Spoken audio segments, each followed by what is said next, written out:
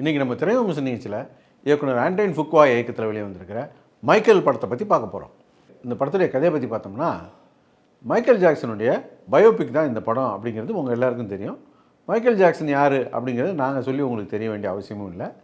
Michael ஜாக்சனுடைய ஒரு 5-6 வயசு இருக்கும்போது அவங்க அப்பா மைக்கேல் ஜாக்சனுடைய கூட பிறந்த ஒரு 4 சகோதரர்களையும் வச்சுக்கிட்டு கடுமையான மியூசிக் பயிற்சி கொடுக்குறாரு.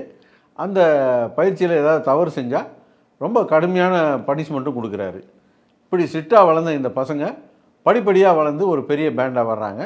அதில் மைக்கேல் ஜாக்சன் தனித்துவமாக வெளியே தெரிகிறதுனால அவர் ஒரு படிப்படியாக ஒரு பல கிராமி அவார்டுகளை வின் பண்ணுறாரு. உலகத்தில் மிகப்பெரிய ஒரு பாப் சிங்கராக வர்றாரு. அந்த இடத்த அடையிறதுக்கு அவர் எவ்வளோலாம் கஷ்டப்பட்டார் அப்படிங்கிறதான் இந்த படத்துடைய கதை. இந்த மாதிரியான பயோபிக் பண்ணுறதுல இருக்கிற மிகப்பெரிய சவால் என்னென்னா, இந்த யாரை பற்றின பயோபிக் எடுக்கிறாங்களோ அந்த கேரக்டருக்கு பொருத்தமான நடிகர் நடிகையில் நடிக்க வைக்கணும். அதுதான் பெரிய பிரச்சனையே. இந்த படத்தில் சின்ன வயசில் ஒரு மைக்கேல் ஜாக்சன் ஒரு பையனை காட்டுறாங்க. மைக்கேல் ஜாக்சன் சின்ன வயசில் எப்படி இருந்திருப்பார் நமக்கு தெரியாது. ஆனால் இந்த படத்தில் வர்ற அந்த மைக்கேல் ஜாக்சன் இவன் தான் மைக்கேல் ஜாக்சன் அப்படின்ற மாதிரி நம்ப வைக்கிற மாதிரியான ஒரு பையனை எடுத்து போட்டிருந்தாங்க. துருன்னு அந்த பையன் நடித்த விதம் ரொம்ப பிரமாதமாக இருந்தது. ஒரு 25 நிமிஷத்து படத்தையே அவன் தான் தாங்கி பிடிச்சான்னு சொல்லணும். அப்புறம் வாலிப வயசில் ஒரு மைக்கேல் ஜாக்சனை காட்டுறாங்க.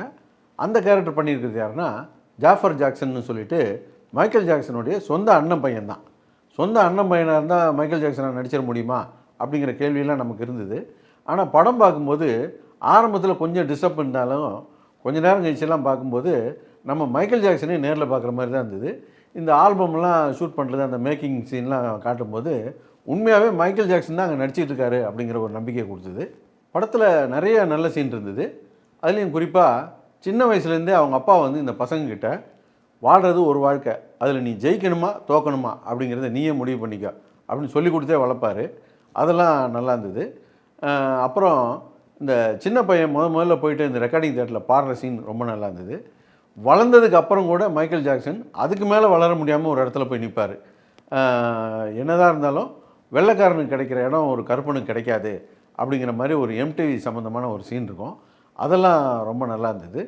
மைக்கேல் ஜாக்சன் எப்படி படிப்படியாக வளர்ந்தார், வளர்ந்து பெரிய ஸ்டார் ஆனதுக்கப்புறம் அவருக்கு வந்து எப்படியெல்லாம் அந்த ஆல்பம்லாம் மேக் பண்ணார், ஸ்டேஜ் ப்ரோக்ராம் எப்படி பண்ணார், அந்த ஆல்பம் ஹிட் ஆன பிறகு அடுத்த ஆல்பம்லாம் எப்படி ஷூட் பண்ணாங்க. யூடியூப் ஷார்ட்ஸ்ல 3 நிமிஷம் வரைக்கும் தான் வீடியோ போட முடியும். முழு வீடியோவை பார்க்க சேனலுடைய பேருக்கு கீழே இருக்கிற லிங்கை கிளிக் பண்ணுங்க.